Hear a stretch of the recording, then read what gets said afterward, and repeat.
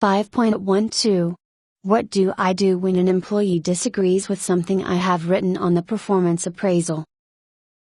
Listen to determine the source of the disagreement. Is it a matter of fact?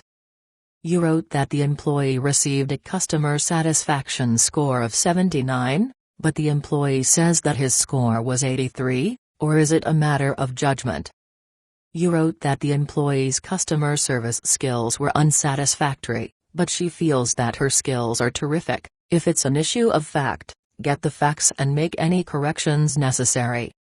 If it's a matter of judgment, ask the employee for additional evidence. Then determine whether that evidence is sufficient to cause you to revise your judgment. It rarely is. Tell me more. Most of the time, the appraiser has a reasonably good understanding of the areas where disagreements are likely to pop up in the course of the appraisal discussion.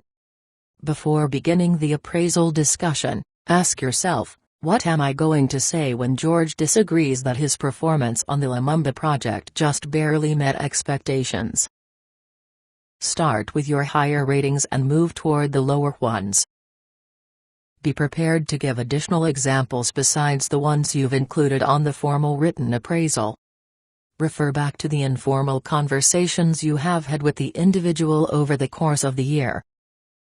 Use active listening as soon as a disagreement pops up. For example, phrases such as "tell me more," or "what else can you share with me about that?" or "really?" can encourage people to talk more about their perceptions. Simply nodding without saying anything at all encourages people to expand on what they have said.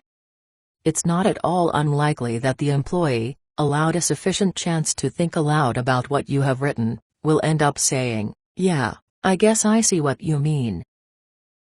Remember what your objective in the discussion isn't what it isn't.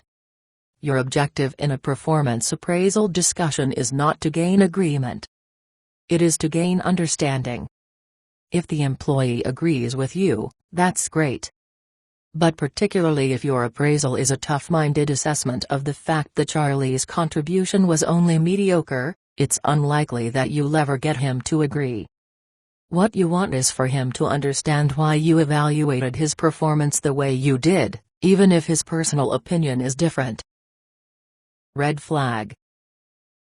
If you haven't had ongoing, informal performance discussions with the individual over the course of the appraisal period, then it's very likely that disagreements will surface during the review. That's another good reason for scheduling periodic "how's it going?" discussions with each person on your team,